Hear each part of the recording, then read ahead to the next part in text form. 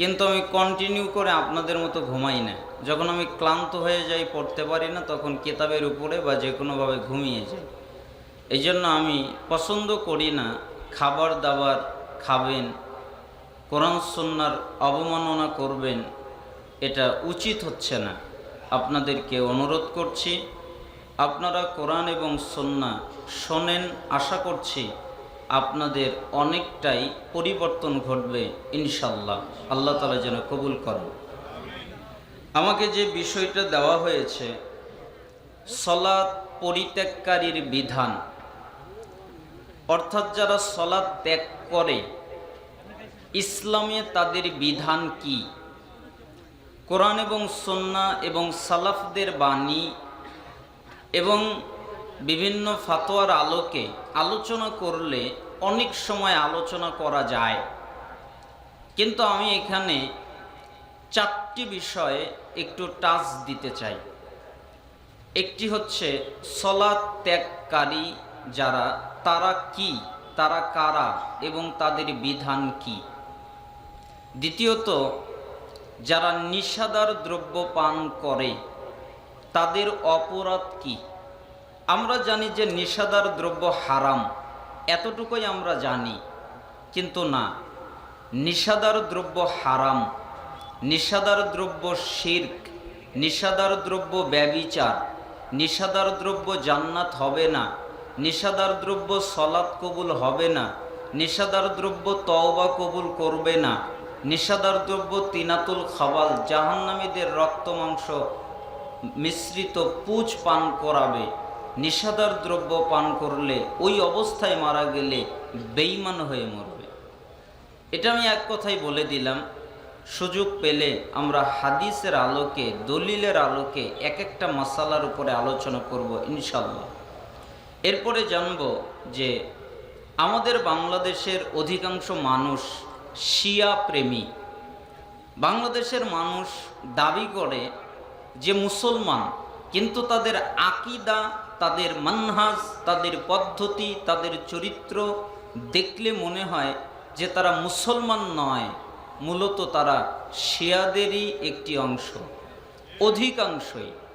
এই জন্য শিয়ারা যে কত খারাপ, তাদের আকিদা যে কত কঠিন খারাপ আকিদা, আমরা কয়েকটা জানবো। আল্লাহ তাআলা তৌফিক দিন। থাকবেন তো? আপনাদের কষ্ট হবে না তো?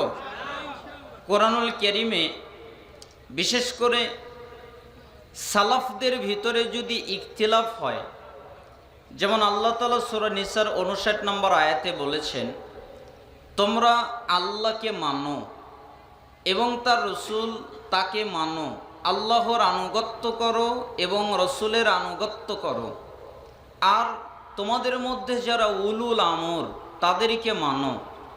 তবে ফাইন তানাযাতুম ফি শাইইন ফারুদ্দুহু ইলাল্লাহি ওয়ার রাসূল, যদি কোনো বিষয়ে উলুল আমরদের মধ্যে, আলেমদের মধ্যে, শাসকদের মধ্যে, আমিরদের মধ্যে, শরিয়ত যারা প্রচার করে এদের মধ্যে যদি ইখতিলাফ দেখো, তাহলে ওই ইখতিলাফের বিষয়টাকে তোমরা ফিরিয়ে দাও আল্লাহর দিকে, মানে হাদিসের দিকে, আল্লাহর দিকে মানে কোরআনের দিকে, রসুলের দিকে মানে হাদিসের দিকে তোমরা ফিরে দাও।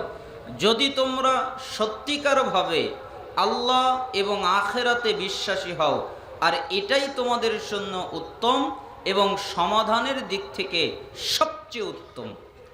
তাহলে ইখতিলাফ হলে কোরআন এবং হাদিসের দিকে ফিরাতে হবে, ঠিক না? তো আমাদের এই মাসালাটা ইখতিলাফ আছে।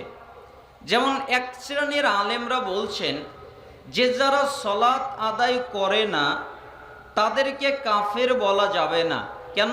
তাদেরকে বলতে হবে ফাসিক।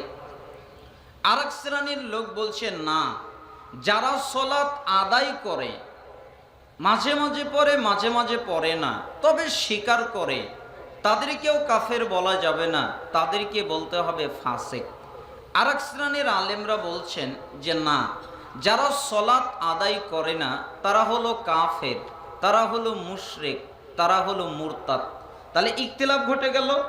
এখন ইখতিলাফ যেহেতু ঘটে গেছে, এই জন্য এই বিষয়টাকে আল্লাহর দিকে ফিরাতে হবে, রসুলের দিকে ফিরাতে হবে। মানে কোরআন এবং হাদিস আমাদের যেই ফয়সালা দেয় ওই ফয়সালাটা আমাদের নিতে হবে। কোরআন হাদিস এবং সাহাবায়ে কেরাম সালাফগণ আমাদেরকে যদি কোনো ফয়সালা দেয় আমরা ওইটা মানব। রাজি আছি তো সবাই? রাজি আছি নাকি আমরা গোজামিল মেনে নিব যে কোরআন হাদিস মানার প্রয়োজন নাই? হাদিস, আমি একটা হাদিস শুধুমাত্র 36 দিন পড়ছি, গুনে রেখেছি যে আমি এই হাদিসটা বুঝতে দেখি আমার কয় দিন লাগে। মাইরিদিল্লাহু বিহি খায়রান ইউফাক্কিহু ফিদ্দিন, আল্লাহ যার কল্যাণ চান তাকে দিনের সঠিক বুঝ দান করেন। একটা আয়াতের সঠিক বুঝ দেন, একটা হাদিসের সঠিক বুঝ দেন, একটা আয়াতের সঠিক ফিক দেন, একটা হাদিসের সঠিক ফিক বুঝার তৌফিক শুধু সেই পায় আল্লাহ যার কল্যাণ চায়। হাজার হাদিস মুখস্থ করলেই আলেম হওয়া যায় না, হাজার সার্টিফিকেট থাকলে আলেম হওয়া যায় না, অনেক পাস অনেক শিক্ষিত হলে আলেম হওয়া যায় না। আলেম হয় ইলমের ভিত্তিতে, আর সেই হয় আলেম আল্লাহ যাকে ইলম দান করেন, আর সেই হয় ফকিহ আল্লাহ যাকে ওই কোরআন এবং হাদিসটা বুঝার জন্য সঠিক বুঝ আল্লাহ তাকে দান করেন। তাহলে সঠিক বুঝটা দান করবেন কে? আল্লাহ। যেমন আমাদের দেশে চলে না লাইলাতুল কদর গেল, তাই না? লাইলাতুল কদর যায় নাই? লাইলাতুল কদর বিভিন্ন বইয়ে লেখা আছে যে লাইলাতুল কদরে যদি কেউ ইবাদত করে তাহলে 83 বছর 4 মাস ইবাদত করলে যেই নেকি ওই নেকি পায়। যত বাংলা ভাষায় বই আছে সমস্ত বইয়ে দেখবেন লেখা আছে 83 বছর 4 মাস। এখন আমি বললাম কেমনে হলো? আল্লাহ তো বলে নাই। আল্লাহ তাআলা যদি বলতেন যে 1000 মাস ইবাদত করলে যে নেকি হয়, লাইলাতুল কদর পেলে ওই নেকি হয়, তাহলে বুঝতাম 83 বছর 4 মাস। কিন্তু আল্লাহ তো তা বলে নাই। আল্লাহ তাআলা বলেছেন 1000 মাসের চেয়ে উত্তম, মানে 1000 মাসের চেয়ে বেশি লাইলাতুল কদর পেলে যেই নেকি হবে 1000 মাসের চেয়ে বেশি, এটা পৃথিবীর কোনো মানুষ জানে না, একমাত্র আল্লাহ জানে। তাহলে ইখতিলাফ ঘটবে না? আপনার সাথে আমার তো ইখতিলাফ ঘটবেই। আপনি বলেন যে শয়তানও রমাদান মাসে আটক থাকে, হাদিসের মধ্যে এসেছে সুফিদাতিশ শায়াতিন, শয়তানকে কয়েদ করা হয়। কিন্তু আমি যতগুলো সারা পড়েছি সরাসরি অনুবাদ না করে সালাফদের বুঝে যতটুকু বুঝেছি তারা বলেছেন যে এই শব্দের অর্থ হলো যে ইবলিস, যে বড় শয়তান তাকে আটক করা হয়, আর যত ছোট শয়তান সবগুলো রমজানেও খোলা থাকে। যদি খোলাই না থাকে তাহলে ও সিগারেট খায় কেমনে, ও জর্দা খায় কেমনে, ও গীবত করে কেমনে, ও মিথ্যা বলে কেমনে, ও ফেসবুক টেপে কেমনে, ও রিলস দেখে কেমনে, ও টিকটক দেখে কেমনে, ও হারাম কাজ করে কেমনে, ও গুনাহ করে কেমনে, ও মারামারি করে কেমনে। আরে এগুলো তো নফস শয়তান করায়, শয়তান আছে এই জন্য শয়তানকে দিয়ে খারাপ কাজ করায়। তা আমি বলেছি শয়তান খোলা থাকে, তার মানে বড় শয়তান আটক থাকে, ছোট শয়তান খোলা থাকে। আপনার সাথে আমার বিরোধ হবেই। আমি অনেক দিন আগে বলেছিলাম শুধু যারা হাফেজ তারা জাহান্নামে যাবে। তামাম পৃথিবীর বাংলা ভাষাভাষী মানুষ আলেম আমার বিরোধিতা করেছিল। কিছুদিন পরে একজন কুয়েত থেকে আলেম এসে সমর্থন করেছিল হাফেজরা আগে জাহান্নামে যাবে। কে? যে কোরআন মুখস্থ করে কিন্তু আমল করে না। ওই স্বপ্নের হাদিসটা পড়েননি? রাসূল সাল্লাল্লাহু আলাইহি ওয়াসাল্লাম জিবরাইল আমিনের সাথে যাচ্ছিলেন, একটা লোক শুয়েছিলেন, একটা লোক একটা পাথর নিয়ে আসলো, এরপরে তার মাথায় ফেলে দিল, মাথাটা ফেটে চৌচির হয়ে গেল, এরপরে মাথা ছিটকে বিচ্ছিন্ন হয়ে গেল, পাথরটা দূরে চলে গেল, এরপরে সে পাথরটা নিয়ে আস্তে আস্তে তার মাথাটা আবার ঠিক হয়ে গেল, আবার তার মাথায় ফেলে দেওয়া হলো। তখন মুহাম্মদ সাল্লাল্লাহু আলাইহি সাল্লাম বললেন, মান হাউলা ইয়া জিবরিল, হে জিবরাইল, এ কে, এরা কারা? তখন মুহাম্মদ সাল্লাল্লাহু আলাইহি সাল্লাম বললেন, এ কোরআন মুখস্থ করত কিন্তু আমল করত না, এ কোরআন মুখস্থ করত হাফেজ কিন্তু আমল করত না, এ রাত্রের বেলা শুয়ে থাকতো, ফজরের আজান দিত কিন্তু ফজরের সালাত আদায় না করে শুয়ে থাকতো। আজকে তাকে এই আযাব দেওয়া হচ্ছে, এই শাস্তি দেওয়া হচ্ছে। আপনার সাথে আমার মিলবে না। আপনি সারাদিন দেখেন ফেসবুক আর ইউটিউবের মধ্যে, আর আমাকে থাকতে হয় কিতাবের মধ্যে। আপনার আর আমার আসমান জমিনে ব্যবধান হতেই পারে। আপনারা কিছু মনে নেবেন না। এই জন্য বলতে চাচ্ছিলাম, সালাত যারা পরিত্যাগ করে তারা হলো কাফের, তারা হলো মুশরিক, তারা হলো মুরতাদ। দলিল কি? আল্লাহ তাআলা সূরা তাওবার 11 নম্বর আয়াতে বলেছেন, এমনকি হাদিসের মধ্যে এসেছে, মুসলিমের 82 নম্বর হাদিস, ফুয়াদ আব্দুল বাকিয়ের নাম্বার অনুযায়ী, ইন্না বাইনার রাজুল ওয়া বাইনাশ শিরক ওয়াল কুফর তারকাস সালাহ, নিশ্চয় একটা ব্যক্তি, একটা কাফের, একটা মুশরিক, এদের ভিতরে পার্থক্য হলো সালাত। যারা সালাত আদায় করে ওরা হলো ঈমানদার মুমিন, যারা সালাত আদায় করে না ওরা হলো কাফের, যারা সালাত আদায় করে না ওরা হলো মুশরিক। তিরমিজি 2618 নম্বর হাদিস, রাসূল সাল্লাল্লাহু আলাইহি ওয়াসাল্লাম বলেন, বাইনাল কুফরি ওয়াল ঈমান তারকুস সালাহ, নিশ্চয় একজন ঈমানদার আর একজন কাফের, এদের মধ্যে পার্থক্য হলো সালাত। যারা সালাত আদায় করে তারা হলো ঈমানদার, যারা সালাত আদায় করে না তারা হলো কাফের। জনে কয়েকজন আলেম, আমি একদিন আলোচনা করছিলাম সালাত পরিত্যাগকারীর বিধান, তখন তিনি আমাকে আলোচনার পরে ধরলেন, এরপরে আমাকে বললেন, বাশার তুমি এরকম কথা বলিও না, সালাত যারা পড়ে না তাদের কাফের বলিও না। আমি বললাম, কেন বলবো না? তখন তিনি বললেন, হাদিসের মধ্যে আছে, সিবাবুল মুসলিম ফুসুক ওয়া কিতালুহু কুফরুন, মুসলিমকে গালিগালাজ করা ফাসিকি, মুসলিমকে হত্যা করাটা হলো কুফরি। তাহলে তুমি বলো, সিফিনের যুদ্ধে সাহাবীরা সাহাবীদের বিরুদ্ধে লেগে গেল, একজন মুমিন যদি আর একজন মুমিনকে মেরে ফেলে, একজন মুসলিম যদি আর একজন মুসলিমকে মারে, তাহলে কি তারা কাফের হয়? আমি বললাম, না না না, তাহলে তাদেরকে কাফের বলা যাবে না। কয়, যেহেতু তাদেরকে কাফের বলা যায় না, অতএব তারা যারা সালাত আদায় করে না তাদেরকেও এই দলিলের আলোকে কাফের বলা যাবে না। তখন আমি জনে কই আলেমকে বললাম, আপনি মনে কিছু নেবেন না, আল্লাহ আপনাকে অনেক হাদিস মুখস্থ করার তৌফিক দিয়েছে, আল্লাহ আপনাকে অনেক কিছু শিখিয়েছে, আল্লাহ আপনাকে অনেক জ্ঞান দিয়েছে, কিন্তু আল্লাহ আপনাকে সঠিক বুঝ দেন নাই, আল্লাহ আপনাকে ফিক দেন নাই। কেমন ফিক? কারণ ইন্না বাইনার রাজুল ওয়া বাইনাশ শিরক ওয়াল কুফর তারকাস সালাহ, ইন্না বাইনার রাজুল, রাজুল শব্দের আগে আলিফ লাম আছে, ওয়াল কুফর, কুফর শব্দের আগে আলিফ লাম আছে, ওয়াশ শিরক, শিরক শব্দের আগে আলিফ লাম আছে, বাইনাল কুফরি ওয়াল ঈমান, কুফর শব্দের আগে আলিফ লাম আছে, ঈমান শব্দের আগে আলিফ লাম আছে। তার মানে কোন শব্দের আগে যদি আলিফ লাম থাকে তাহলে ওই শব্দ নির্দিষ্ট হয়, ওই শব্দ মারেফা হয়, ওই শব্দ নির্দিষ্ট করা হয়। তার মানে যারা সালাত আদায় করে না তারা প্রকৃত কাফের। কিন্তু সিবাবুল মুসলিম ফুসুক ওয়া কিতালুহু কুফরুন, এই কুফরের আগে আলিফ লাম নাই, এটা মারেফা করা হয় নাই, এটা নাকেরা, তার মানে এটা কুফরি কর্ম, কিন্তু কাউকে কাফের বানায় না, এটা কাউকে কাফের বানায় না। কিন্তু কেউ যদি সালাত ত্যাগ করে, সালাত আদায় না করে, রাসূলের ফতোয়া অনুযায়ী তারা মুসলমান নয়, তারা হলো কাফের, তারা হলো মুশরিক। আল্লাহর নবী বলে নাই যারা অস্বীকার করে তারা কাফের, এরকম কোন হাদিস পৃথিবীতে নেই। কোন সাহাবী বলে নাই যারা অস্বীকার করে তারা কাফের, কোন তাবী বলে নাই যারা অস্বীকার করে তারা কাফের, এরকম কোন বাক্য পৃথিবীতে নাই। তারা বলেছেন যারা ত্যাগ করে তারা কাফের, যারা আদায় করে না তারা কাফের, যারা পড়ে না তারা কাফের। তখন উনি আমাকে আর একটা দলিল দিলেন।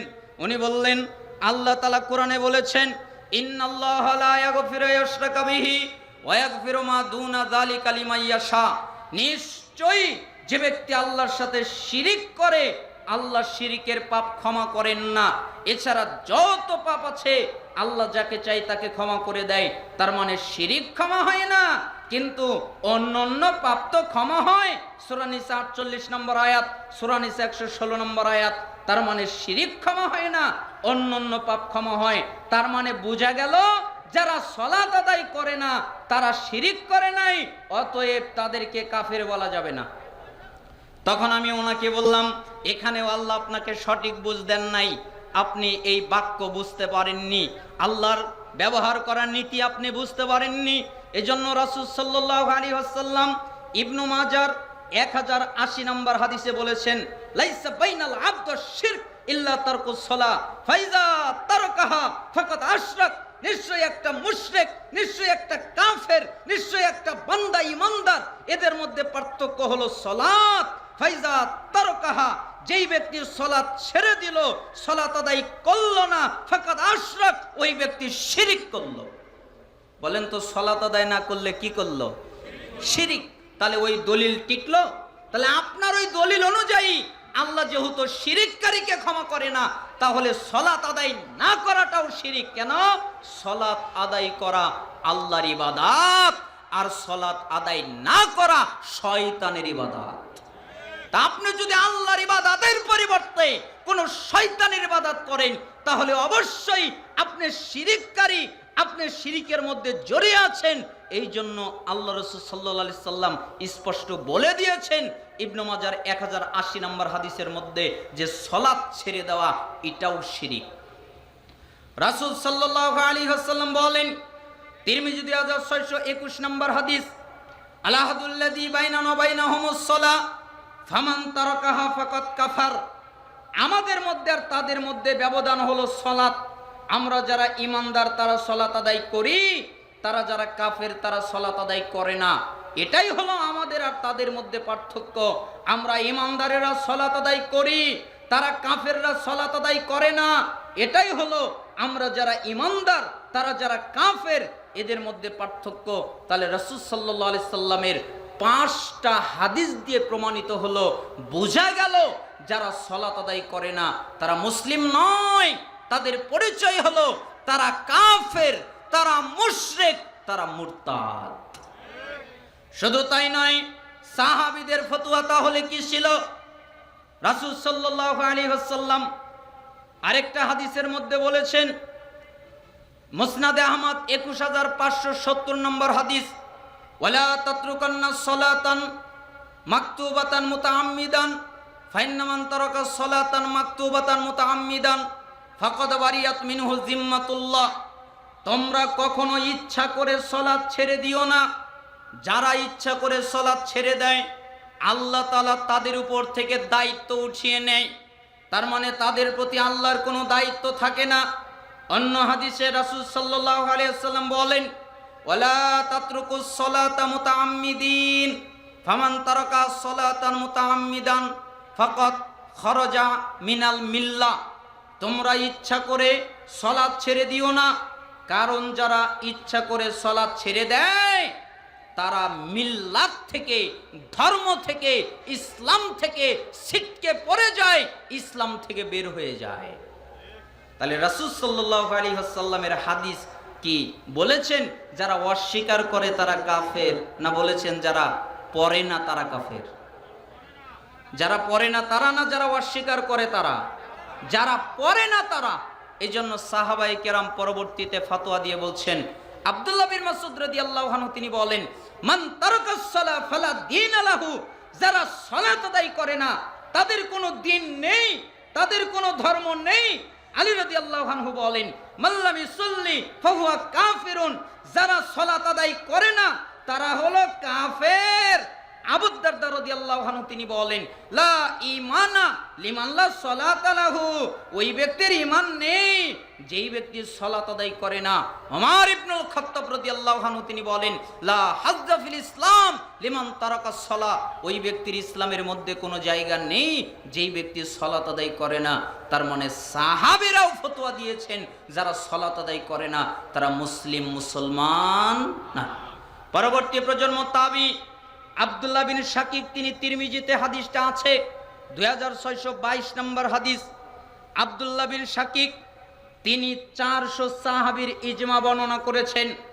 400 সাহাবীদের একত্রিত করে নাম উল্লেখ করে তাদের ইজমা একত্রিত করে তিনি বলছেন, আমি 400 সাহাবীর ইজমা বর্ণনা করে বলছি, কানা সাহাবু মুহাম্মদ সাল্লাল্লাহু আলাইহি ওয়াসাল্লাম লা ইয়ারাউনা শাইআম মিনাল আমাল তারকুহু কুফরুন গায়রাস সালাহ। সাহাবীরা আমলের মধ্যে কোনো আমল ছেড়ে দেওয়ার কারণে কাউকে কাফের মনে করতেন না, কিন্তু কেউ যদি সালাত ছেড়ে দিত, সালাত আদায় না করত, তাহলে সাহাবায়ে কেরাম তাদেরকে কাফের মনে করত। তার মানে সাহাবীদের ইজমাই ফতোয়া, ঐক্যমত ফতোয়া, যারা সালাত ত্যাগ করে তারা কাফের, যারা অস্বীকার করে এদের কথা বলা হয় নাই, বলা হয়েছে যারা পড়ে না, যারা ত্যাগ করে ওরা কাফের, যারা শুধু শুক্রবার পড়ে ওরা কাফের, যারা শুধু রমজানে পড়ে ওরা কাফের, যারা শুধু ঈদে পড়ে ওরা কাফের, যারা কোনো অনুষ্ঠানে পড়ে ওরা কাফের, যারা শুধুমাত্র কেউ মারা গেলে পড়ে ওরা কাফের, যারা কন্টিনিউ সালাত আদায় করে না ওরা কাফের। আল্লাহ বলেছেন, আল্লাহর রাসূল বলেছেন, সাহাবায়ে কেরাম বলেছেন, তাবিঈগণ বলেছেন এবং হকপন্থী ইমামগণ এই ফতোয়াই দিয়েছেন। তার মানে যারা সালাত আদায় করে না তারা মুসলমান নয়, ইসলামে তাদের কোনো জায়গা নেই। তাহলে যারা সালাত আদায় করে না তারা যদি কাফের হয়, এখানে আরো লম্বা করা যায়, আমি সময়কে সংক্ষিপ্ত করার জন্য অল্প কথাই ছেড়ে দিচ্ছি। যারা সালাত আদায় করে না এই কারণে যদি তারা কাফের হয়, তাহলে দুনিয়ায় তাদের কিছু বিধান আছে। একটা হলো পরকালীন বিধান, আর একটা হলো দুনিয়াবি বিধান। দুনিয়াবি বিধানের ভিতরে একটা বিধান হলো তার অভিভাবকত্ব চলে যায়। অভিভাবকত্ব মানে সে ইচ্ছা করলে নিজের মেয়েকে বিয়ে দিতে পারবে না। কেন? সে যদি নিজের মেয়েকে বিবাহ দেয় তাহলে বিবাহ হবে না। আরে কোর্টের বিবাহ বাতিল। যদি কোনো ছেলে কোনো মেয়েকে নিয়ে গিয়ে কোর্টে বিবাহ করে তাহলে ও বিবাহ হয় না। বাপ ছাড়া অন্য কেউ যদি বিবাহ পড়িয়ে দেয়, বাপ যদি তাতে রাজি সম্মতি না থাকে, বাপ যদি ওলি না হয়, তাহলে ওই বিবাহ হয় না। বাপ হলো ওলি, বাপ ছাড়া কোনো বিবাহ হয় না। কিন্তু বাপ যদি বেনামাজি হয় আর বাপ যদি সালাত আদায় না করে, ওই বাপ যদি মেয়েকে বিবাহ দেয় তাহলে ওই বিবাহ হবে না, ওই বিবাহ বাতিল। এই জন্য সালাফগণ বলেছেন, খবরদার তোমরা কোনো বেনামাজি ছেলের সাথে মেয়েকে বিবাহ দিবা না। কেন? বেনামাজি ছেলের সাথে মেয়েকে বিবাহ দেওয়া যাবে না। আরে বাংলাদেশের মানুষ আশ্চর্যজনক, আশ্চর্য ধরনের মানুষ। কেন?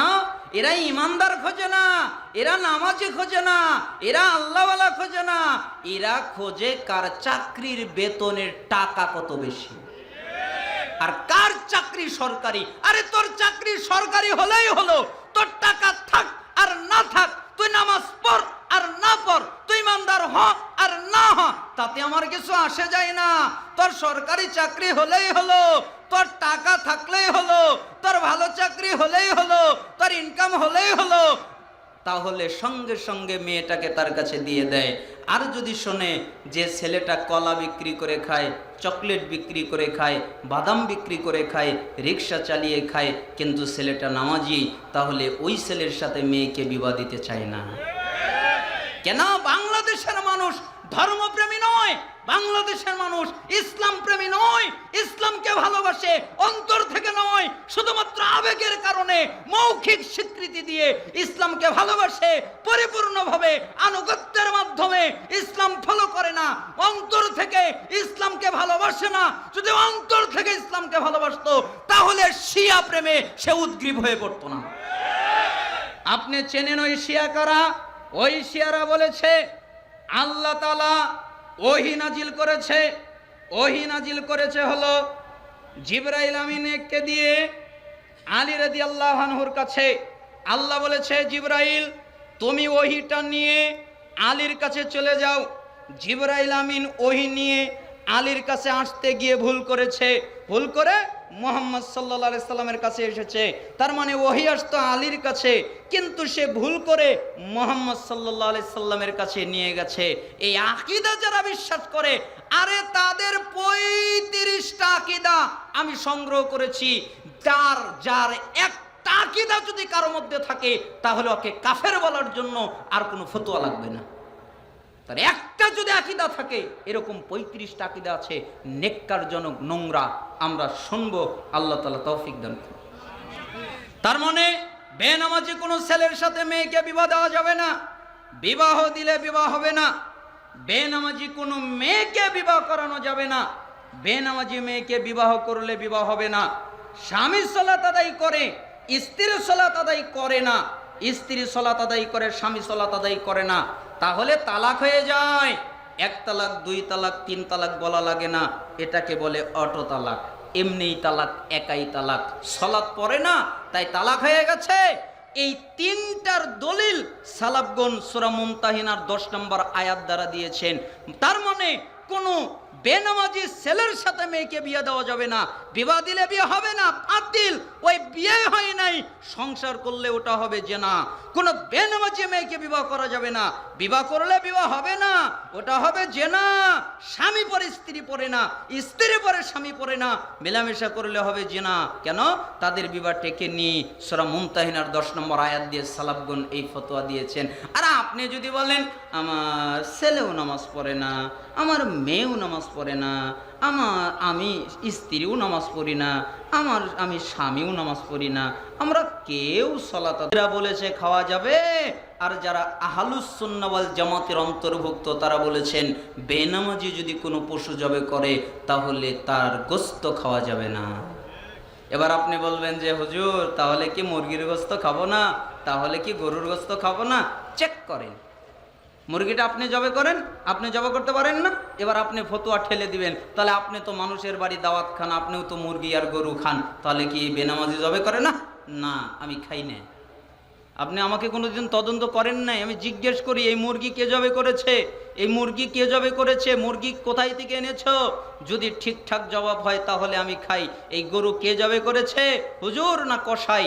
কসাই। কসাই কি সালাত আদায় করে? না, করে না। আমি ওই গোশত কোনোদিন মুখে নেই না, আমি খুব সতর্কতার ভাবেই খাই। তার মানে বেনামাজির জব করা জন্তুর গোশত খাওয়া যাবে না। তাহলে বেনামাজি কত খারাপ। বেনামাজি যদি মারা যায় ওই বেনামাজির জন্য গোসল দেওয়া যাবে না, ওই বেনামাজির জন্য বেনামাজিকে কাফনের কাপড় পরানো যাবে না, ওই সালাত আদায় যে করে নাই তাকে মুসলমানের কবরস্থানে দাফন করা যাবে না, তার জানাজা হবে না। যত পুরুষ, যত নারী, যত নেতা, যত নেত্রী তাদের সালাত আদায় করবে। আর সে যদি বেনামাজি হয় যত মানুষ, আরে যত মানুষ কেন, তামাম পৃথিবীর মানুষ যদি তাদের সালাত আদায় করে তামাম পৃথিবীর মানুষ হবে পাপী। কেন? বেনামাজির সালাত নেই, বেনামাজির সালাত আল্লাহ নিষেধ করেছে, মানুষ পড়লো কেন? অতএব তারা পাপী। বেনামাজির কোনো সালাত নেই, বেনামাজির কোনো জানাজা নেই। এই জন্য আসমানের নিচে জমিনের উপরে সবচেয়ে খারাপ, সবচেয়ে বর্বর, সবচেয়ে অসভ্য, সবচেয়ে নোংরা, সবচেয়ে খারাপ হলো ওই ব্যক্তি যেই ব্যক্তি সালাত আদায় করে না। আপনারা কি বুঝলেন? সালাত আদায় করতে হবে না, না করলেও হবে? করতে হবে না, না করলেও হবে? আপনারা বলবেন আরে নামাজ না বললে কি হবে, আমি তো দান করি 2 লাখ টাকা, আমি তো হজ করে এসেছি, আমি তো রমজানের সিয়াম পালন করি, আমি তো যাকাত দেই, আমি তো কোরআন তেলাওয়াত করি, আমি তো জিকির আজকার করি, আমি তো সুদ খাই না, আমি তো ঘুষ খাই না, আমি তো মানুষের গীবাত করি না, আমি তো মানুষের পরনিন্দা করি না, খালি নামাজটাই পড়ি না, আমার চেয়ে কি ভালো মানুষ আর থাকতে পারে? আরে ভাই, আপনি নামাজ পড়েন না দেখে আপনার মতো পৃথিবীতে খারাপ মানুষ আর একটাও নাই। আরে নেকি তো দূরের কথা, আপনার আমল নামায় এক নেকিও নাই। রাসূল সাল্লাল্লাহু আলাইহি সাল্লাম বলেছেন আউয়ালু মা ইউহাসাবু বিহিল আবদু ইয়াউমাল কিয়ামাতিস সালাহ ফাইন সালাহাত সালাহা সাইরু আমালিহি ওয়া ইন ফাসাদাত ফাসাদা সাইরু আমালিহি। কিয়ামতের দিন বান্দার সর্বপ্রথম হিসাব হবে সালাতের। কারো যদি সালাত টেকে তাহলে সে যত ইবাদত করেছে সব টিকবে, কারো যদি সালাত না টেকে সে যত ইবাদত করেছে সবগুলো বাতিল হয়ে যাবে, বরবাদ হয়ে যাবে। তার মানে সালাত আছে, সব আছে, সালাত নাই কিচ্ছু নাই। সালাত পড়লে আপনি নেকি পাবেন, কিন্তু সালাত না পড়লে আপনার আমল নামায় 1 থাকলে এরপরে না আপনি 0 লাগালে সংখ্যা বাড়বে, কিন্তু একই নাই, সালাতই নাই। আবার মানুষ বলে কি জানেন, কয় নামাজ না পড়লে কি হবে, আমার ঈমান ঠিক আছে। ভাই তুমি ঈমান বোঝো? একটু মিশকাতুল মাসাবিটা খুলে দেখো, 17 নম্বর হাদিস। রাসূল সাল্লাল্লাহু আলাইহি সাল্লামের কাছে একটা দল আসলো, এরপরে রাসূল সাল্লাল্লাহু আলাইহি সাল্লাম তাদেরকে 4টা আদেশ করলেন, তাদেরকে 4টা নিষেধ করলেন। এক পর্যায়ে রাসূল সাল্লাল্লাহু আলাইহি সাল্লাম বললেন, আতাদরুনা মাল ঈমান, হে তোমরা কি জানো, হে সাহাবায়ে কেরাম তোমরা কি জানো ঈমান কি? ঈমান কাকে বলে এটা কি তোমরা জানো? তখন সাহাবায়ে কেরাম বললেন, আল্লাহু ওয়া রাসূলুহু আ'লাম, আল্লাহ ভালো জানেন এবং তার রাসূল ভালো জানেন। এ বিষয়ে আল্লাহ ভালো জানেন, এ বিষয়ে রাসূল ভালো জানেন। আল্লাহ বেশি জানেন, রাসূল বেশি জানেন। তখন মুহাম্মদ সাল্লাল্লাহু আলাইহি সাল্লাম বললেন, শাহাদাতি আল্লা ইলাহা ইল্লাল্লাহ ওয়া আন্না মুহাম্মাদার রাসূলুল্লাহ ওয়া ইকামিস সালাহ।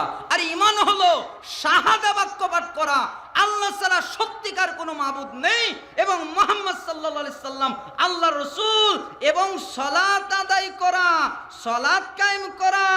তার মানে সালাত আদায় করলে তোমার ঈমান আছে, সালাত আদায় না করলে তোমার ঈমান নাই। তার মানে সালাত আছে, ঈমান আছে, সালাত নাই, ঈমান নেই। তাহলে এবার আপনারা বলেন তো, 5 ওয়াক্ত সালাত জামাতের সাথে পড়বেন, রাজি আছেন সবাই? কে কে রাজি আছেন? 2 হাত উঁচু করে দেখায়, লিল্লাহি তাকবীর। আল্লাহকে বলি, হে আল্লাহ, আমরা আর সালাত ছেড়ে দিব না, আমরা আর সালাত ছেড়ে দিব না। আল্লাহ আপনি আমাদের ওয়াদাকে কবুল করেন। তাহলে যে কোনো মূল্যে সালাত আদায় করতে হবে। আল্লাহ সুবহানাহু ওয়া তাআলা আমাদের 5 ওয়াক্ত সালাত জামাতের সাথে আদায় করার তৌফিক দান করুন। আরেকটা বিষয় বলতে চেয়েছিলাম, সেটা হলো নিশাদার দ্রব্য। আমি একদিন রাস্তা দিয়ে হাঁটছিলাম, আমি আমার এলাকায় থাকতে পারি না, তো এলাকা দিয়ে আমি হাঁটছিলাম। হানাফি থেকে সৈয়াকিদায় আসা তো খুবই কঠিন ব্যাপার, বাপদাদা থেকে অনেকে পেয়েছেন তো বুঝতে পারেন না, যারা নতুন আসে তারা বোঝে যে কষ্ট কাকে বলে। তো একজন হুজুর আমার পথ আটকালেন, এরপরে আমাকে বললেন, বাশার জি আজকে তোমার সাথে কথা আছে। কি কথা? তুমি এত কঠিন কঠিন ওয়াজ করো কেন? আমি কি কঠিন ওয়াজ করলাম? এই যে তুমি বলো নিশাদার দ্রব্য হারাম, আবার বলো নিশাদার দ্রব্য জর্দা, জর্দা খাওয়াও হারাম। নিশাদার দ্রব্য জর্দা, তাহলে জর্দাও হলো মদ। তুমি এটা বলো কেন? তা আমি হুজুরকে বললাম, তো কি বলতাম?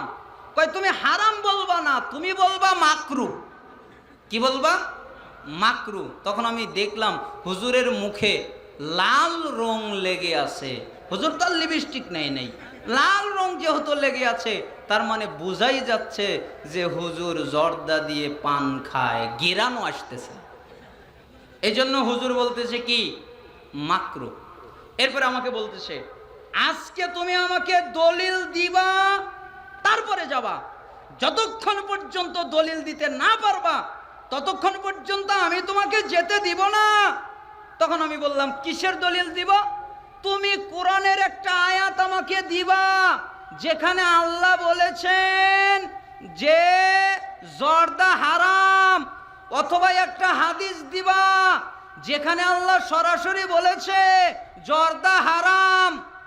আচ্ছা আপনারা কি বলেন, আছে না নাই? এই দেখছেন, আছে। আন্দাজে একটা কথা বলে দিলেন, আছে? নাই তো। জর্দার কথা আছে? আছে হলো খমর, মদ, এছাড়া আর কোনো শব্দ নাই তো, জর্দার কথা নাই তো। তখন আমি তো আর উত্তর দিতে পারতেছি না, কারণ জর্দার হাদিস নাই তো। এখন আমি চিন্তায় পড়ে গেলাম, কি বলা যায়। তখন মাথায় হঠাৎ করে একটা তাৎক্ষণিক বুদ্ধি আসলো। তখন আমি বললাম, হুজুর আমার দলিল পরেই দেই, আপনি আমাকে আগে দলিল দেন। আমি তোমাকে আবার দলিল দিব মানে? আরে আগে আপনি দেন না আমাকে। কিসের দলিল? আপনি বলেন ইয়াবা হারাম, ফেন্সিডিল হারাম, গাঁজা হারাম, আফিম হারাম। কোথায় আছে কোরআনে, কোথায় আছে হাদিসে? বের করেন। আপনারা কি বলেন, আছে? নাই। তার মানে ইয়াবা, হিরোইন, ফেন্সিডিল, গাঁজা এটা সরাসরি কোরআনের মধ্যে নাই, কোরআন হাদিসের মধ্যে নাই। কোরআন হাদিসের মধ্যে কি আছে? খমর, নিশাদার দ্রব্য, মদ। তার মানে হুজুর বোঝে নাই, হুজুর মনে করেছে মদ হলো নির্দিষ্ট একটা জিনিসের নাম। এজন্য রাসূল সাল্লাল্লাহু আলাইহি সাল্লাম বলেন, কুল্লু মুসকিরিন খামর, প্রত্যেক নিশা তৈরিকারী বস্তু মদ। তার মানে মদ কোনো নির্দিষ্ট জিনিসের নাম নয়, যেইটা খেলে নিশা তৈরি হয় ওটাই মদ। ওয়া কুল্লু মুসকিরিন হারাম, আর প্রত্যেক নিশা তৈরিকারী বস্তু হারাম। নিশা তৈরিকারী বস্তু মদ, আর নিশা তৈরিকারী বস্তু হারাম। তার মানে মদ নির্দিষ্ট একটা জিনিসের নাম নয়, যা খেলে নিশা তৈরি হয় ওটাই হলো মদ। তার মানে ইয়াবা খেলে নিশা তৈরি হয়, ফেন্সিডিল খেলে নিশা তৈরি হয়, গাঁজা খেলে নিশা তৈরি হয়। হুজুর আমাকে বলল কি জানেন, কই আমি তো জর্দা কত খাই, আমার তো কোনোদিন নেশা হয় না। আরে ভাই, যে গাঁজা খায় প্রতিদিন, ও 2-1 টান গাঁজা খাইলে আরো নেশা হবে না। আপনাকে সাইজ করতে হবে ওইভাবে, একটা গ্লাস নিতে হবে, একটা গ্লাসে 1 কইটা জর্দা ঢুকাতে হবে, এরপরে পানি দিয়ে গুলাতে হবে, তারপরে 1 কইটা জর্দা আপনাকে খাওয়াতে হবে। কি আপনারা বলেন, খাইলে জ্ঞান থাকবে? কোথায় যেতে হবে? ইমার্জেন্সি, না হলে কবরেও যেতে হতে পারে। কেন? বেশি খাইছে। আর যারা গাঁজা খায় তারা একটানে কিছু হয়, ওরা বারবার খায় আর বলে সিদ্ধি সিদ্ধি লাভ করছি, মানে ওরা বারবার খায়, তাই অভ্যাস হয়ে গেছে। আরে আপনি জর্দা খেতে খেতে আপনি হয়ে গেছেন জর্দাখোর। একটা 5 বছরের বাচ্চাকে যেই পরিমাণ জর্দা খান, ওটা মুখে তুলে দেন, দেখবেন 5 বছরের বাচ্চা এদিক সেদিক ঘুরতে থাকবে, টলমলো টলমলো করতে থাকবে, কারণ ও কোনোদিন জর্দাগুলো খায় নাই। আরে যেইগুলো কোনো প্রাণীতে খায় না, গরুতে খায় না, ছাগলে খায় না, পোকা খায় না, কোনো প্রাণীতে খায় না, ওইগুলো সভ্য মানুষ দাবি করে তারা খায়। এজন্যই তো আল্লাহ তাআলা বলেন, বুঝেও বুঝে না, দেখেও দেখে না, শুনেও শোনে না। তাহলে ওরা কি? ওরা হলো পশু প্রাণীর মতো। উলাইকা কাল আনআম, ওরা চতুষ্পাদ জন্তু জানোয়ারের মতো। এরপরে বলেন না বালহুম আদল, এর চেয়ে খারাপ। তার মানে যত খারাপ হতে পারে, সবচেয়ে খারাপ যে নিশাদার দ্রব্য সেবন করে। তাহলে নিশাদার দ্রব্য সেবন করা যাবে? নিশাদার দ্রব্য সেবন করা হারাম, নিশাদার দ্রব্য সেবন করা শিরক। মুদমিরু খাম কাআবিদি ওয়াসান, ইবনে মাজাহ 3375 নম্বর হাদিস। যেই ব্যক্তি নিশাদার দ্রব্য পান করলো, ওই ব্যক্তি মূর্তি পূজা করলো। মিশকাত 3657 নম্বর হাদিস, 3660 নম্বর হাদিস। নিশাদার দ্রব্য পান করা যাবে না। নিশাদার দ্রব্য পান করা এটা মায়ের সাথে ব্যভিচার করা। আপনি যদি বলেন যে মায়ের সাথে ব্যভিচার করে, এরকম তো কোনো হাদিস নাই। আর আছে তো ভাই, আপনি জানেন না তাই নাই। সহিহুল জামে 3345 নম্বর হাদিস খোলেন। আর আরো সহজ করার জন্য বাংলা ভাষায় একজন আলেম আছে, আব্দুল হামিদ ফাইজি মাদানী হাফিজাহুল্লাহ, তিনি হাদিস সম্ভার লিখেছেন। তার 1668 নম্বর হাদিস দেখেন। ইবনে আব্বাস রাদিয়াল্লাহু আনহুমা তিনি বলেন যে আল খামরু উম্মুল ফাওয়াহিশ, খমর নিশাদার দ্রব্য, সমস্ত অশ্লীলতার প্রধান, মা আকবারুল কাবাইর, এবং যতগুলো পাপ আছে সবচেয়ে বড় পাপ। মান শারিবাহা ওয়া কালা উম্মিহি ওয়া খালাতিহি ওয়া আম্মাতিহি, যে ব্যক্তি নিশাদার দ্রব্য পান করলো, বিড়ি, সিগারেট, গুল, জর্দা, তামাক, ইয়াবা, হিরোইন, ফেন্সিডিল, মদ, গাঁজা, আরো যত নিশাদার দ্রব্য আছে এগুলো পান করলো, সে তার মায়ের সাথে জিনা করলো, সে তার খালার সাথে জিনা করলো, সে তার ফুপুর সাথে জিনা করলো। তাহলে নিশাদার দ্রব্য খাওয়া যাবে? আপনারা আমাকে ক্ষমা সুন্দর দৃষ্টিতে দেখবেন। আলোচনা শেষ করতে না পারে দুঃখিত। আমার অত্যন্ত সম্মানিত শায়েখ চলে এসেছেন, আমি তারপরেও কিছু কথা বলেছি বেয়াদবি, ক্ষমা সুন্দর দৃষ্টিতে দেখবেন। কিছু এই পূর্বাচল জিকে ফাউন্ডেশন করতে অনেক টাকা পয়সার প্রয়োজন হয়েছে, এই জন্য আপনারা সহযোগিতা করবেন। রাসূল সাল্লাল্লাহু আলাইহি ওয়াসাল্লাম বলেছেন, ওয়াসসাদাকাতু তুতফিউল খাতিয়া কামা ইতফিউল মাউন নার। কেউ যদি দান করে, আল্লাহ তাআলা তার সমস্ত গুনাহ ক্ষমা করে দেয়, ওইভাবে যেভাবে পানি আগুনের উপরে ফেলে দিলে আগুন নিভে যায়। এজন্য আপনারা দান করবেন। অন্য হাদিসে এসেছে ওয়াসসাদাকাতু বুরহান, সাদাকাটা হলো দলিল। আপনি যদি সাদাকা দান করেন, আল্লাহ আপনাকে দলিল দান করবেন, জান্নাতের দলিল দিবেন। এই জন্য সাদাকা করবেন।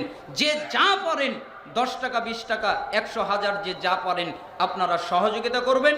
আল্লাহ তাআলা আপনাদের সহযোগিতা করার তৌফিক দান করুন, আপনাদের দানে বারাকা দান করুন, আপনাদের দান কবুল করুন। আমার কথাই যদি কষ্ট পান, ক্ষমা সুন্দর দৃষ্টিতে দেখবেন। যদি কোনো ভুল ভ্রান্তি হয়, দলিল প্রমাণের আলোকে আমাকে সংশোধন করে দিবেন, ইনশাল্লাহ আমি সংশোধন হয়ে যাব।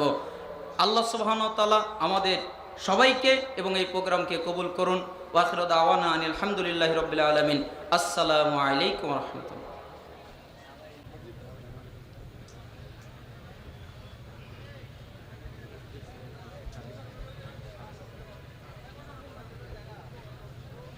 বিসমিল্লাহির রহমানির রহিম। পূর্বাচল জিকে ফাউন্ডেশন কর্তৃক আয়োজিত 2 দিনব্যাপী এই মহাসম্মেলনের সম্মানিত সভাপতি, উপস্থিত প্রধান অতিথি ও বিশেষ অতিথি, ওলামায়ে কেরাম ও মুসল্লিয়ান, সবার প্রতি রইল আমার সালাম। আসসালামু আলাইকুম রহমতুল্লাহি ওয়া বারাকাতুহু। আমি এখানে দাঁড়িয়েছি আপনাদের কাছে দোয়া চাওয়ার জন্য। আমি এখানে কোনো বক্তব্য দেব না, এটা আমাদের বক্তব্য দেওয়ার জায়গা না। এখানে আমাদের ওলামায়ে কেরামরা বক্তব্য দেবে, আমরা সবাই শুনব। এখানে একটু আগে মাওলানা আব্দুর রহিম সাহেব বক্তব্য দিছে। ওনার বক্তব্য শুধু একটা কথা বলবো আমি ওইখান থেকে, যে যখন আমরা ঘুমাই ওই ঘুমটা ইবাদত হয়ে যায় যখন আমরা নিয়মের মধ্যে ঘুমাই। তাহলে আমরা যদি, আমি রাজনীতিক একটা কর্মী, আমার রাজনীতিটাও আমি ইবাদতের মতো আমি করতে চাই। আগামী ইউনিয়ন পরিষদ নির্বাচন আসতেছে, স্থানীয় সরকার নির্বাচন। আমি এই নির্বাচনে আপনাদের দোয়া এবং সহযোগিতা নিয়ে আমি ইউনিয়ন চেয়ারম্যান নির্বাচন করতে চাই। আমি ওই নির্বাচন, আল্লাহ যদি আমাকে জয়ী করে, আমার নিয়তটা এরকম করতেছে যে ওইটাও আমার ইবাদত থাকবে। আমার যেন প্রত্যেকটা কাজ ইবাদত হয়, এই দোয়া চেয়ে আপনাদের জন্য দোয়া করে আমি আমার বক্তব্য এখানে শেষ করতেছি। আসসালামু আলাইকুম রহমতুল্লাহি ওয়া বারাকাতুহু। অসংখ্য ধন্যবাদ ভাই মোহাম্মদ মুনতাসির রহমান সাহেবকে সংক্ষেপে ওনার মূল্যবান বক্তব্য পেশ করার জন্য। সম্মানিত উপস্থিতি, এ পর্যায়ে সংক্ষেপে আপনাদের সামনে সালাম বিনিময় করার জন্য বিনীত অনুরোধ করছি আমাদের অত্র এলাকারই কৃতি সন্তান, বিশিষ্ট রাজনীতিবিদ জনাব বেলায়েত হোসেন আকন্দ, সহসভাপতি রূপগঞ্জ উপজেলা বিএনপি।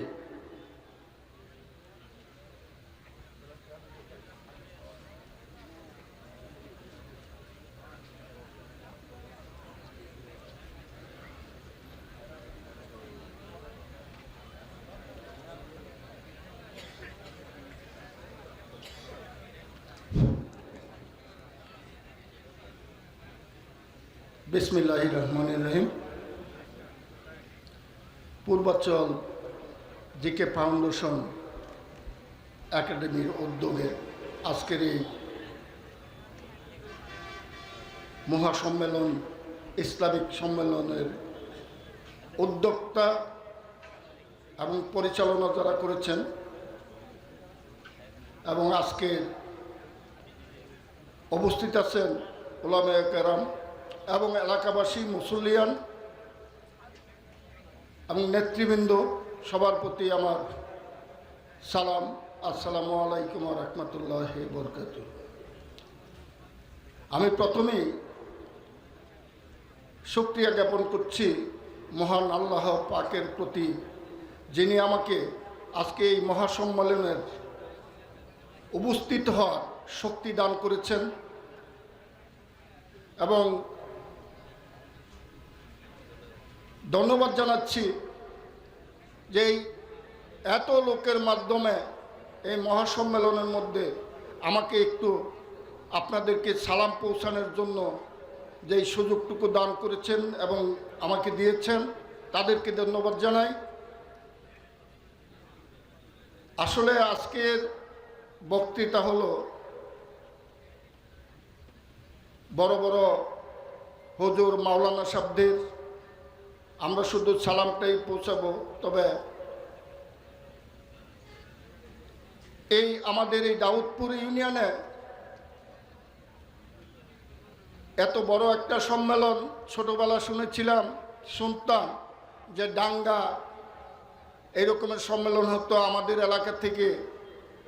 যারা মুসল্লিয়ান আছেন তারা ওখানে যাইতেন, দেবই মাদ্রাসায়, বেলদি মাদ্রাসায়। আমাদের এই এলাকাটা আসলে অবহেলিত ছিল, আর আজকে 10 বছর যাবৎ এই একটা সুন্দর এই সম্মেলনের আয়োজন যারা করেছেন, আল্লাহ পাক যেন তাদেরকে হায়াত দান করেন এবং ভালোভাবে আরও সুন্দরভাবে যেন এই অনুষ্ঠান পরিচালনা করতে পারেন। আমি আপনাদের এই এলাকার সন্তান, হয়তো অনেকে নামে চিনেন, অনেকে দেখে চিনেন।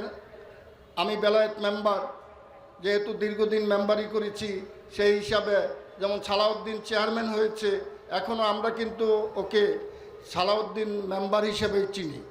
তো আমিও বেলায়েত মেম্বার হিসেবেই অনেকেই চিনে, তবে আমার পুরো পরিচয়টা হলো বেলায়েত হোসেন আকন্দ। আমি আপনাদের কাছে দোয়া চাই,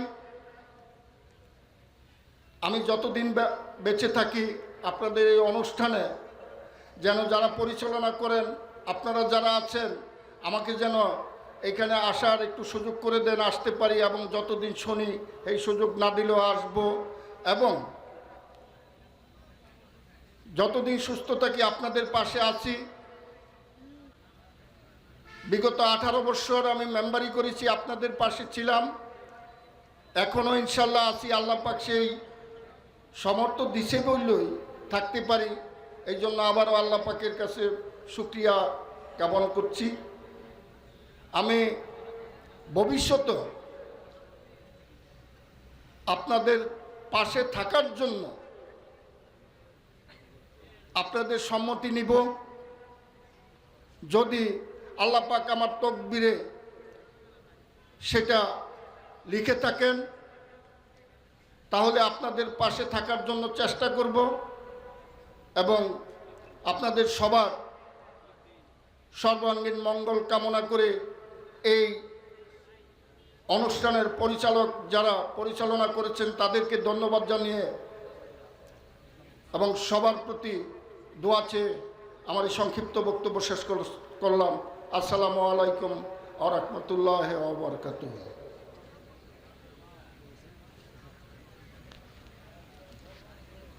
অসংখ্য ধন্যবাদ জনাব বেলায়েত হোসেন আকন্দ সাহেবকে ওনার মূল্যবান বক্তব্য পেশ করার জন্য। সম্মানিত সুধী, আপনাদের খুব বেশি ধৈর্যের বিচ্যুতি ঘটাতে চাচ্ছি না। এ পর্যায়ে আপনাদের সামনে একেবারে সংক্ষেপে পরিচয় তথা সালাম বিনিময় করার জন্য বিনীত অনুরোধ করছি আজকের অনুষ্ঠানের সম্মানিত বিশেষ অতিথি জনাব সালাউদ্দিন দেওয়ান, যুগ্ম সম্পাদক নারায়ণগঞ্জ জেলা স্বেচ্ছাসেবক দল এবং ভাইস চেয়ারম্যান পদপ্রার্থী রূপগঞ্জ উপজেলা।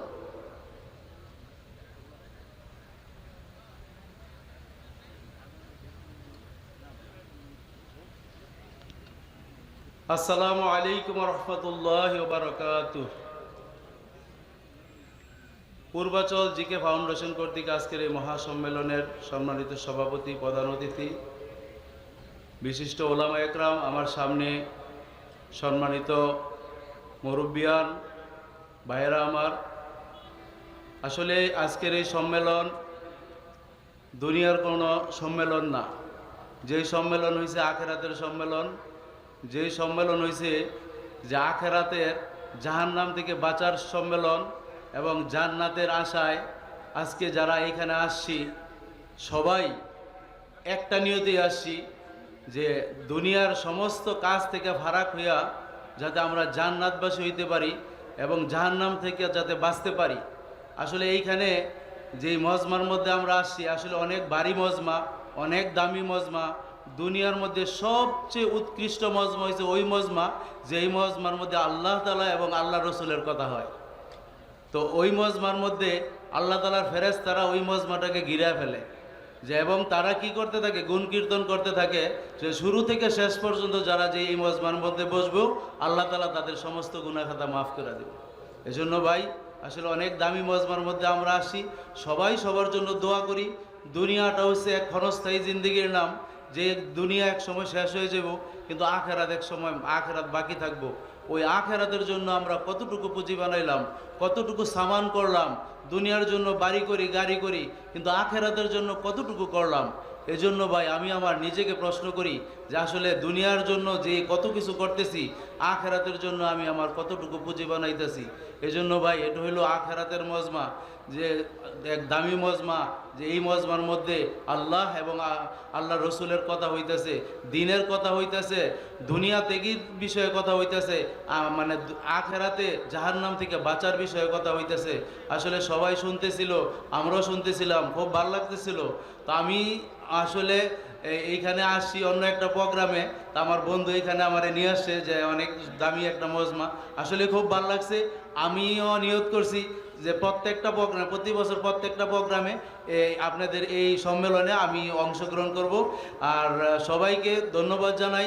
আমি আপনাদের কাছে দোয়া চাই, রূপগঞ্জকে একটা আধুনিক রূপগঞ্জ, আমাদের মাননীয় এমপি মহোদয় বলছে রূপগঞ্জকে আধুনিক একটা রূপগঞ্জ গড়বে, যে রূপগঞ্জে মাদক থাকবে না, সন্ত্রাস থাকবে না, চাঁদাবাজ থাকবে না, জুলুমবাজ থাকবে না। মানুষ যাতে শান্তিতে ঘুমাইতে পারে, মানুষ যাতে চাকরি ক্ষেত্র থেকে বাড়িতে আসা পর্যন্ত মানে নিরাপদে বাড়িতে আসতে পারে, এরকম একটা সুন্দর রূপগঞ্জ আমাদের এমপি মহোদয় চাচ্ছে। আপনাদের সবার আমি সহযোগিতা চাচ্ছি। আমরাও এই স্বপ্নের রূপগঞ্জের সহযোগী হইয়া আপনাদের পাশে থাকতে চাই। এই বলে আমি আমার সংক্ষিপ্ত বক্তব্য শেষ করছি। আল্লাহ হাফেজ। আসসালামু আলাইকুম রহমতুল্লাহ। অসংখ্য ধন্যবাদ ভাইকে ওনার মূল্যবান বক্তব্য পেশ করার জন্য। সম্মানিত উপস্থিতি, আগত সমাগত সকল অতিথিবৃন্দ, সকল শ্রোতামণ্ডলী, সকলকে আবারও পূর্বাচল জিকে একাডেমি ফাউন্ডেশনের পক্ষ থেকে আন্তরিক শুভেচ্ছা ও মোবারকবাদ জানাচ্ছি। এ পর্যায়ে আলোচনা নিয়ে আসছেন 2 দিনব্যাপী ইসলামী মহাসম্মেলনের সম্মানিত বিশেষ আলোচক শেখ আবুল বাশার বিন হায়াত আলী। শেখের বিষয় সলাৎ পরিত্যাগকারীর বিধান। এ পর্যায়ে সলাৎ পরিত্যাগকারীর বিধান এ বিষয়ের উপর আলোচনা নিয়ে আসছেন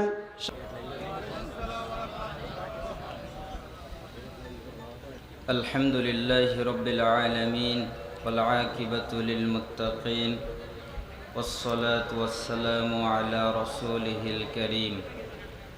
আম্মা বা'দ। সমস্ত প্রশংসা সে আল্লাহ সুবহানাহু ওয়া তাআলার দরবারে, যে মহান রব আমাদেরকে অত্যন্ত মেহেরবানি করে আজকে 2 দিনব্যাপী নারায়ণগঞ্জ, রূপগঞ্জ, গোবিন্দপুর, কালনী বাজার, কবরস্থান মাঠ সংলগ্ন পূর্বাচল জিকে ফাউন্ডেশন একাডেমির উদ্যোগে আয়োজিত 2 দিনব্যাপী 10ম বার্ষিক ইসলামী মহাসম্মেলন 2026-এ সমাপনী রজনীতে আসার বসার তৌফিক দান করেছেন। আমরা আল্লাহ তাআলার দরবারে শুকরিয়া আদায় করছি, আলহামদুলিল্লাহ। দুরুদ এবং সালাম পেশ করছি আমাদের সেই প্রিয় রাসূলের প্রতি, যিনি মন গড়াভাবে কিছু বলতেন না। আল্লাহ তাআলা তাকে যা জানাতেন তিনি তাই বলতেন। যার আনুগত্য করা, যার ইত্তেবা করা, যাকে মেনে চলা আমাদের জন্য অত্যন্ত জরুরি, বাধ্যতামূলক, ফরজ। সেই প্রিয় রাসূলের প্রতি দুরূদ এবং সালাম পেশ করছি, সাল্লাল্লাহু আলাইহি ওয়াসাল্লাম। অতঃপর আপনারা যারা কষ্ট করে বিভিন্ন জায়গা থেকে কোরআন এবং সুন্নাহর আলোচনা শোনার জন্য এসেছেন, বসেছেন, পুরুষ এবং নারীগণ, আমি আপনাদের প্রত্যেকের জন্যে আল্লাহর কাছে দোয়া করছি, আল্লাহ তাআলা আপনাদের উপরে কল্যাণ, শান্তি, রহমত, বারাকা, হেদায়েত বর্ষণ করুন।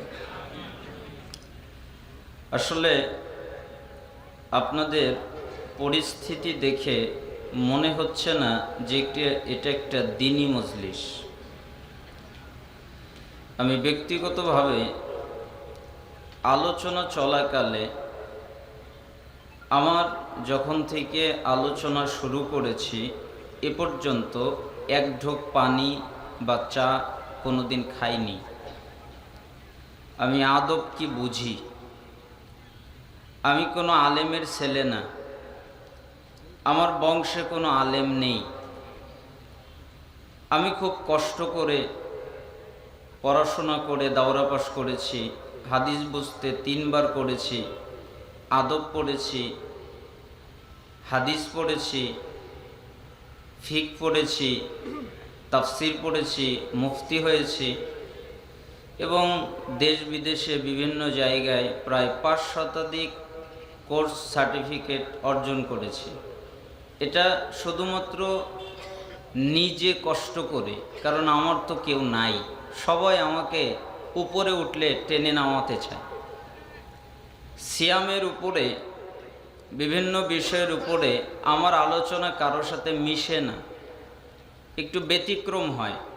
আল্লাহর কসম, এখন পর্যন্ত আমি ঘুমাইনি, গত রাতেও ঘুমাইনি, এখন পর্যন্ত ঘুমাইনি। কিতাব আমার যখন ক্লান্তি লাগে তখন আমি ঘুমাই।